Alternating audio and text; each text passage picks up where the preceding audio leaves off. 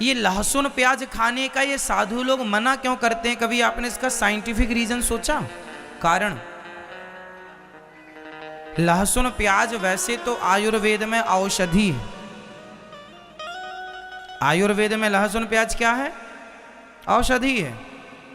गर्मी में प्याज खाने से लू नहीं लगती और सर्दी में लहसुन खाने से सर्दी नहीं लगती। ऐसा आप लोगों ने अपनी नानी दादी से खूब सुना होगा और ये बात सही है, क्योंकि ये आयुर्वेद में लहसुन प्याज का श्रेष्ठ स्थान है। तो आयुर्वेद के हिसाब से दवाई के रूप में लहसुन प्याज का उपयोग आयुर्वेद बताता है। फिर ये साधु लोग कहते हैं लहसुन प्याज ना खाओ, कारण क्या है?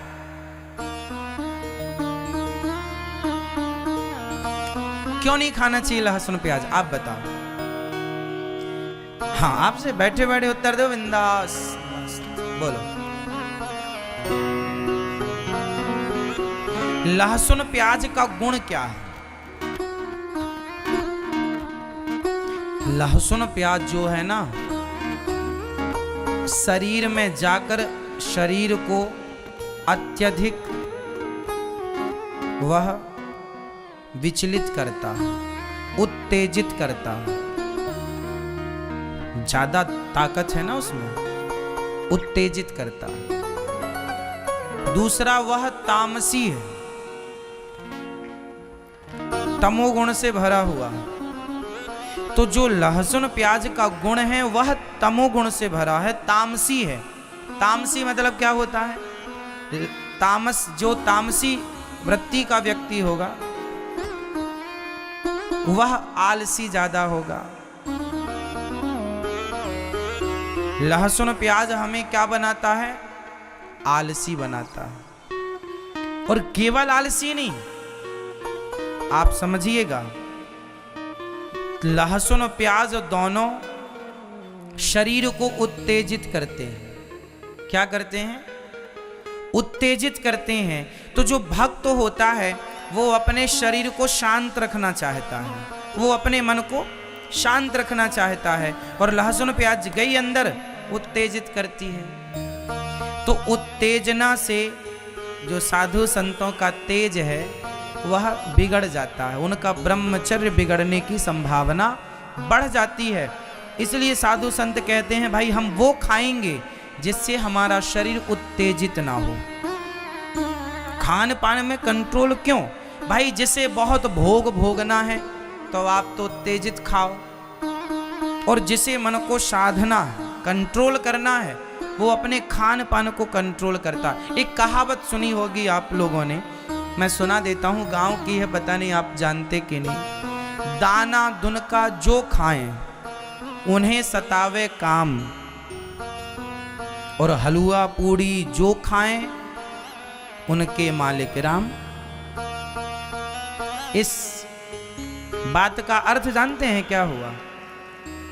चिड़िया बादाम काजू नहीं खाती, चिड़िया बेचारी खेतों का कच्चा दाना दुनका मिल जाए तो खा लेती है। वो चिड़िया जो जरा सा दाना खाती है, पर उसे दाना खाने पर भी उसके शरीर में वो दाना उसे इतना गर्म कर देता है, उसे भी काम वासना सताने लग जाती है। किसे?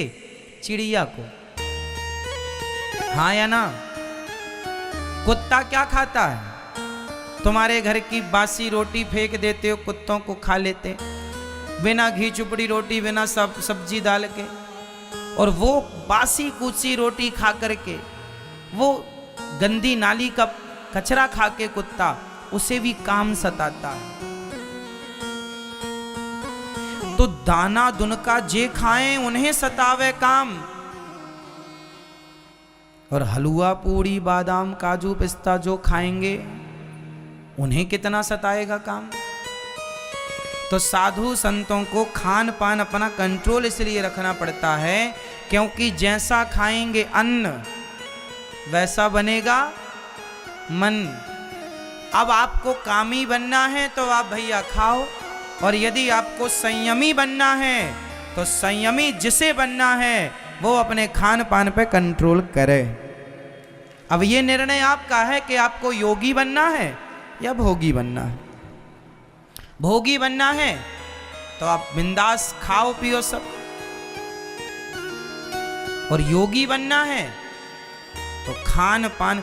हमारे साधु संत ना, मैं अयोध्या में जब पढ़ने रामचरितमानस गया, आपको पता होना चाहिए साधु कितनी बार खाता है, बोल दो।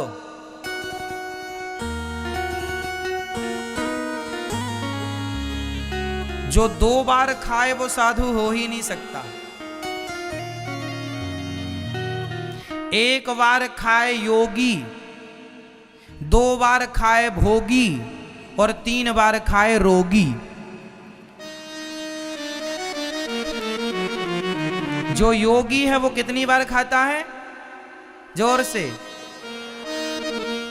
ये दास अनिरुद्ध ने अभी से, हम 1 बार 1 टाइम ही खाना शुरू कर चुके हैं। जब कभी ज़्यादा वर्क हो जाता है, ज़्यादा काम कर लेते हैं, ज़्यादा भूख लगती है तो 2 बार खा लेते हैं, बट कोशिश करते हैं कि 1 ही बार खाएं। तो ये दास आपके सामने बैठा है। आज भी हमने जरा सी सलाद खाई, जरा सी सब्जी और जरा सा चावल खाया, बस खा लिया ना। अब हो गया रात्रि तक फुल, रात को नहीं खाएंगे, 1 बार ही खाते हैं। हाँ, ऐसा नहीं है कि हम योगी हैं, नहीं, हम 2 बार भी खा लेते हैं। जब हमें ज़्यादा भूख सताती है तो खा ले। कोशिश कंट्रोलिंग, मतलब अभी से शुरू कर दिया अभ्यास करना कि भाई 1-2 साल में हमें आदत पड़ जाएगी। अभी से करेंगे तब ना आदत पड़ेगी। तो अभी से हमने शुरू कर दिया है। लाइन में लग गए हैं योगियों की पीछे लाइन में। अब कभी ठाकुर जी कृपा करेंगे तो लाइन में लगे हैं। शुरुआत कर लिए हैं, अपने आप को संतुलित करने की शुरुआत कर लिए हैं। अब आगे हरी इच्छा। हम अपने मन को, अपनी वाणी को तो जीत नहीं सकते, जो ठाकुर जी चाहेंगे वही होगा। फिर भी कोशिश अपनी ओर से चालू है। खाने में कंट्रोल। हम व्यर्थ का नहीं खाते, मतलब का खाते हैं, जरा सा खाते हैं, पौष्टिक खाते हैं, सलाद ज्यादा खाते हैं, कच्चा ज्यादा खाना पसंद है हमें। कच्चा मीन्स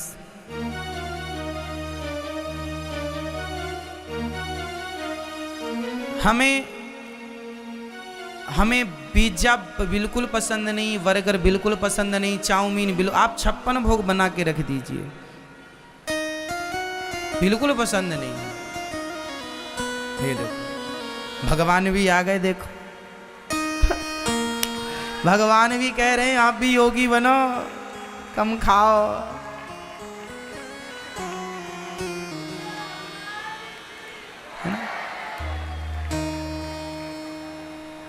कल ही हमने कहा था कि पानी का कई भरोसा नहीं, कभी बरस जाए।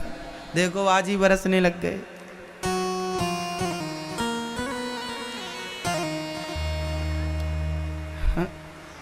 तुम चलो आनंद लो बारिश का, अपन तो कथा सुने मस्त। तो हमें किस पर कंट्रोल करना है? अपनी जिह्वा पर।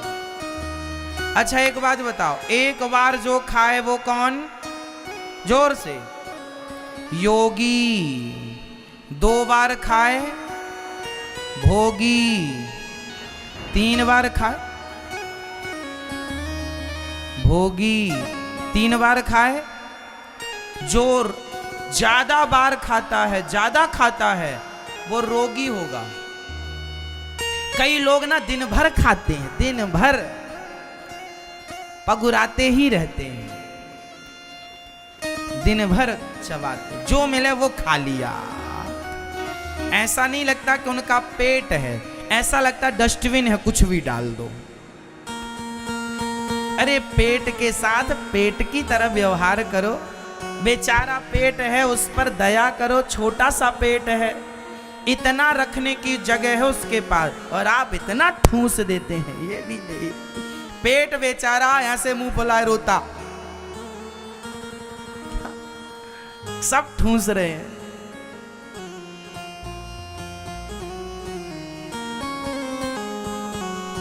खीर बनी तो खीर खा लिया, पूड़ी मिल गई पूड़ी ठूस लिया, रोटी मिल गई रोटी, बड़े मिल गए बड़े खा लिया, दही बड़ा मिल गया दही खा लिया, पेप्सी कोका कोला मिल गई वो पी लिया, जूस मिल गया वो पी लिया, आइसक्रीम मिल गई वो खा लिया, गुलाब जामुन मिल गई वो भी आने दो। अब पेट कंफ्यूज नहीं हो जाता होगा पहले किसे पचाऊं?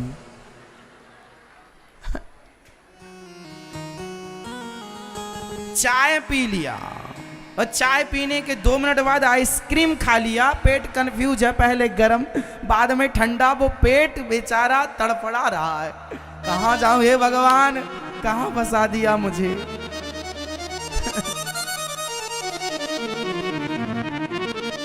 मतलब आज हमारे देश में 95% लोग ऐसे हैं हमारे भारत देश में जिन्हें खाने पीने का कोई ज्ञान नहीं है।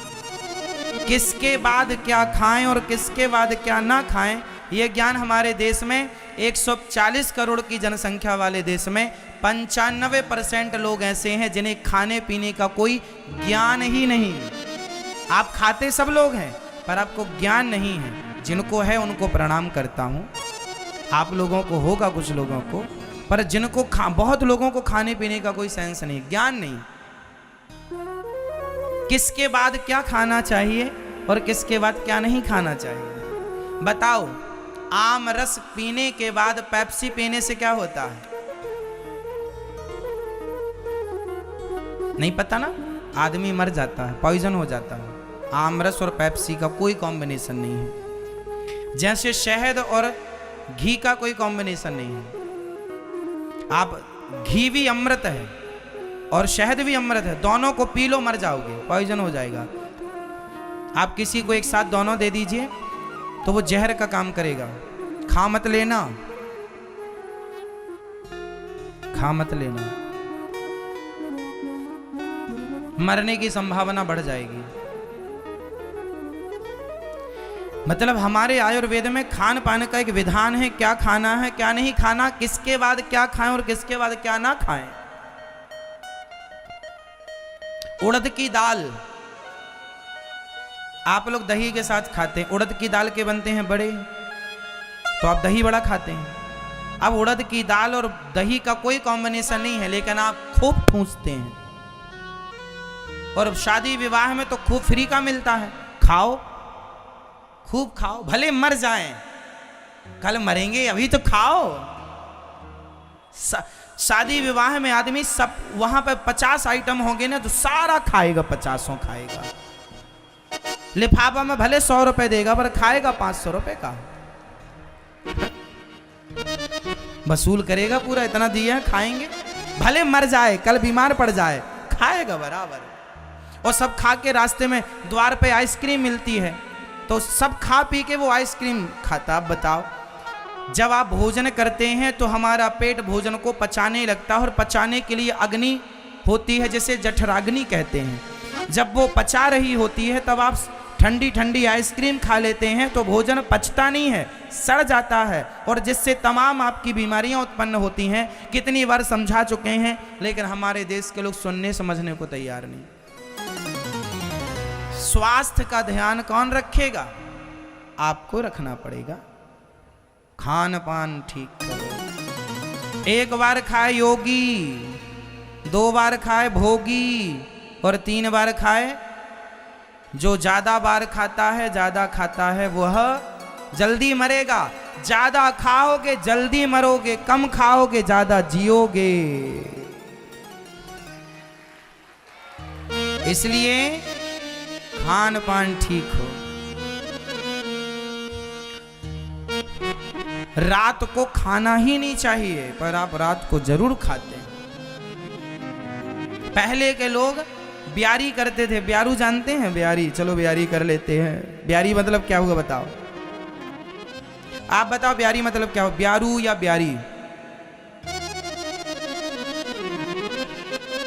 ब्यारू मतलब कौन जानता है? हाथ उठाओ जो जानते ब्यारू मतलब क्या होता है। जो जानते वो हाथ उठाएं। चलो ब्यारी कर लेते हैं। ब्यारी मतलब होता है शाम का खाना। शाम का मतलब 7 बजे तक जो खा लो ना, ब्यारी कर लो। गांव की भाषा है ब्यारू। संत लोग भी बोलते ब्यारू की सीताराम, संत लोग एक ही बार खाते हैं, पर जो बूढ़े होते हैं जिनको जरूरत है, ये ब्यारू में वो खिचड़ी बना लेते, खिचड़ी खा लो। तो ब्यारू की सीताराम, ब्यारू मतलब शाम का भोजन। और पहले के लोग ना 8 बजे तो सो जाते थे रात को। आज भी गांव में, आज भी हमारे गांव में 7:30 8 बजे पूरा गांव सन्नाटा हो जा, सब सो गए 8 बजे। 6-7 बजे तक खा पी लिया, सूर्य अस्त हुआ कि भोजन प्रसादी हो गई। सूर्य अस्त के आधा घंटा के अंदर भी, वैसे सूर्य अस्त के बाद भोजन नहीं करना चाहिए, फिर भी यदि आपको इमरजेंसी खाना है तो सूर्य अस्त के आधा घंटा के भीतर, 1 घंटे के भीतर खा लो। जो रात को 8 बजे के बाद आप खाते हैं वो तो बिल्कुल गलत है। आयुर्वेद के हिसाब से बोल रहे हैं हम सारी बातें। तो भक्तों को क्या करना चाहिए? लहसुन प्याज इसलिए नहीं खाते क्योंकि तामसी है, और वो भक्तों की जो भक्ति में है ना बाधा उत्पन्न करता है। इसलिए साधु संत ना हल्का फुल्का खाते हैं। साधुओं का भोजन कभी देखा आपने? ना देखा हो।